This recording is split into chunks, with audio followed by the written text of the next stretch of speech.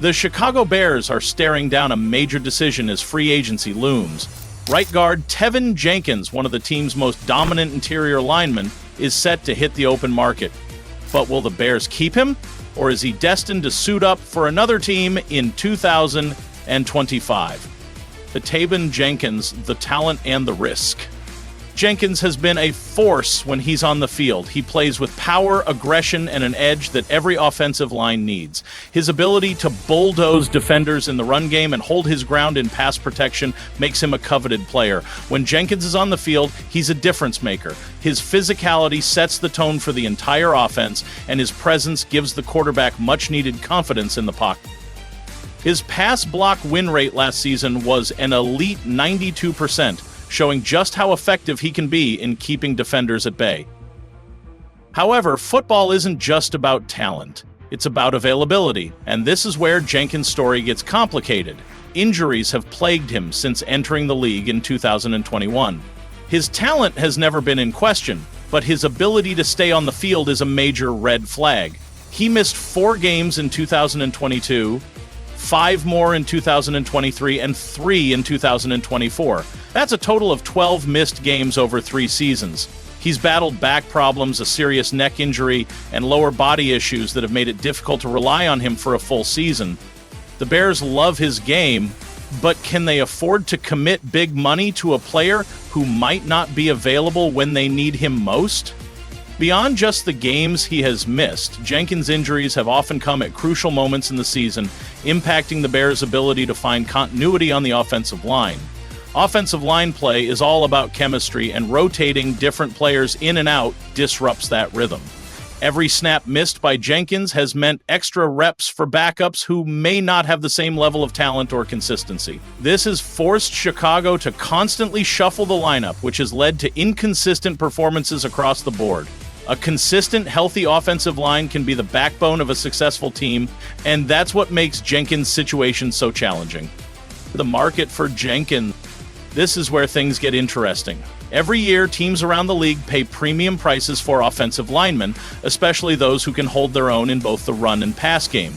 Jenkins is projected to command around $13 million per year on his next deal, a significant raise from his rookie contract.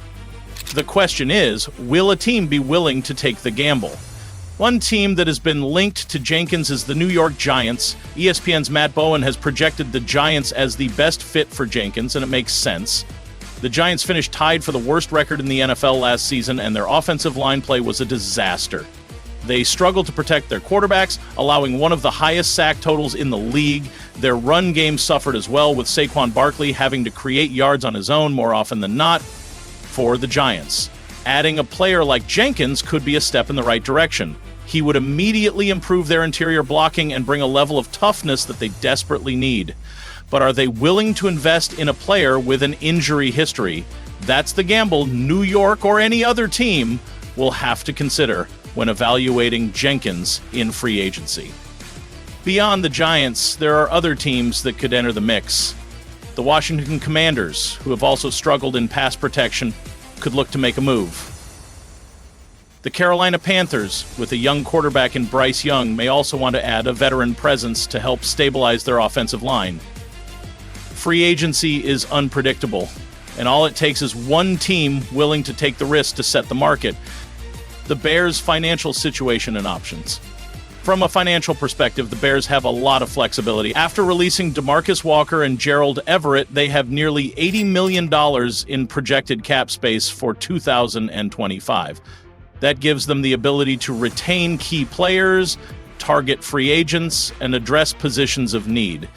If the Bears truly want Jenkins back, they can afford to pay him, but it's not just about money. It's about value.